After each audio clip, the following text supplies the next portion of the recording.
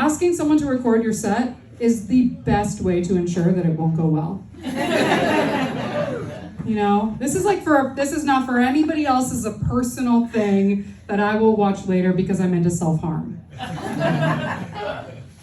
Okay, so before we start, I just want you to know a little bit about me.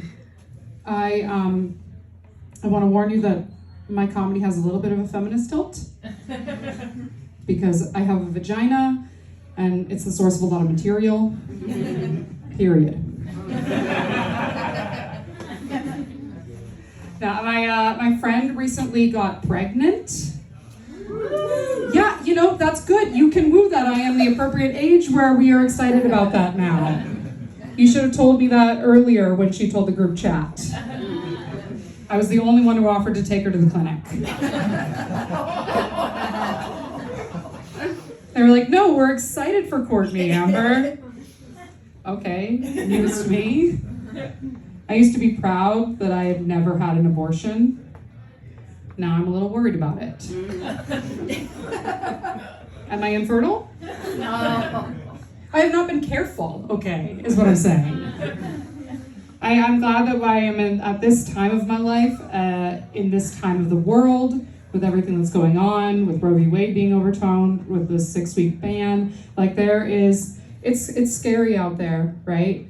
And I just feel like, I don't think you guys understand the 6-week ban when that came out.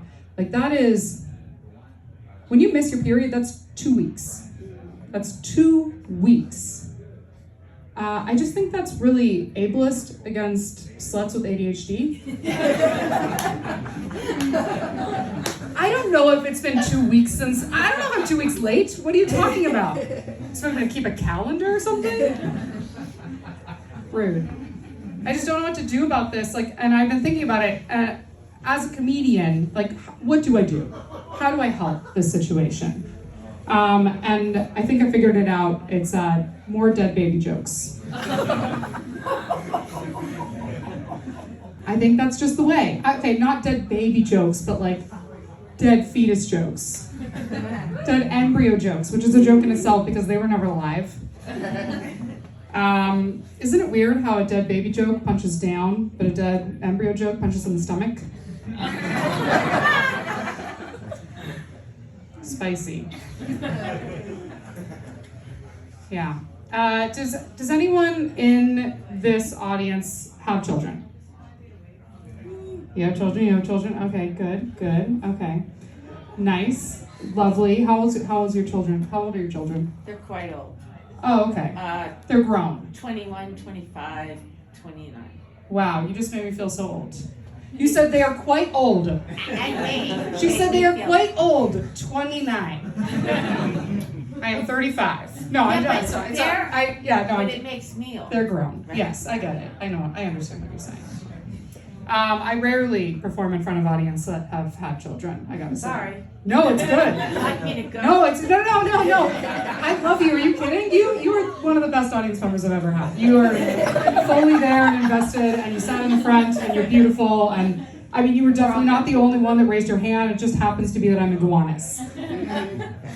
Usually perform in Bushwick, you know.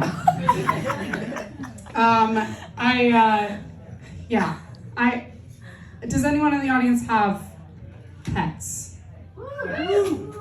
Okay, little bit more. Yeah, what kind of pets do you have? You can shout it out. That's fine. Cats.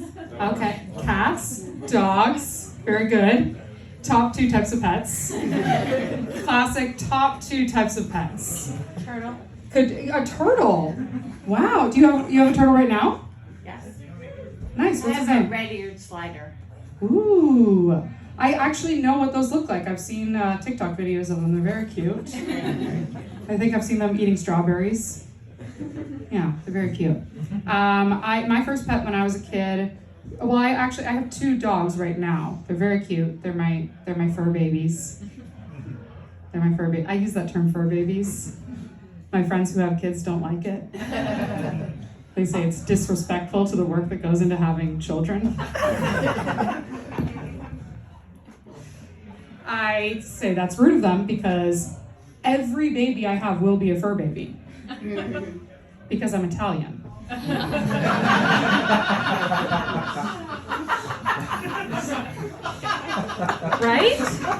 So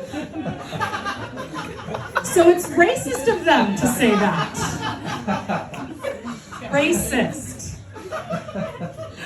I'm kidding. It's not racist of them to say that. It's not. It can't be. You can't be racist against Italians.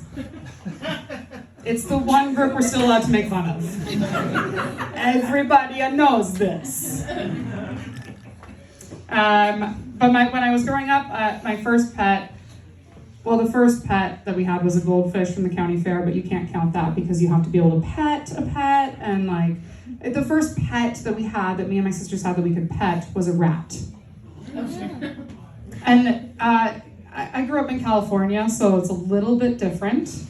I'm not saying it's not weird, but it's slightly different. Like, we don't have a rat czar in California.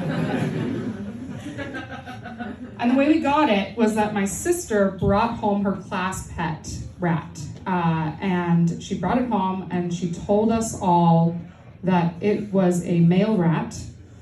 And it was not, it was a lady rat. We found that out because it had babies.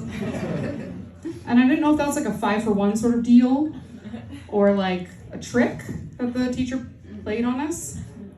My dad thought it was a trick, that's for sure. But yeah, it had babies, and I don't know if you know anything about rats, but you have to separate them immediately. Because if you don't, they will fuck each other. They don't care that it's their siblings, they're on some Lannister shit. These rats, they do not blink an eye at the new Pornhub categories. We didn't know. We didn't separate them, so the babies had babies, and the babies had babies, and the babies had babies, until we had 39 rats. Yes. My dad hated this. We kept them in the garage, and not free running, just in cages in the garage. This is California. You don't use garages for cars. You use garages for other things because we just keep our cars outside. And my dad's office was in the other garage. So the rats, they would sneak out of their cages. They're very smart. They would come out of their cages. They would go into my dad's filing cabinet. They would take files. They would tear them up, bring them back into their cages for nesting to make more rats. So my dad was like, okay, this cannot happen anymore. I will make you a deal. I will take your rats back to the pet store and we will trade them for parakeets. So 2 questions. Do pet stores take trades? No, I don't think so. I think this is just something my dad told us. I do not know what he did with those rats. Second question, I know that you guys are dying to ask. How many parakeets is 39 rats worth? 4. The answer is 4.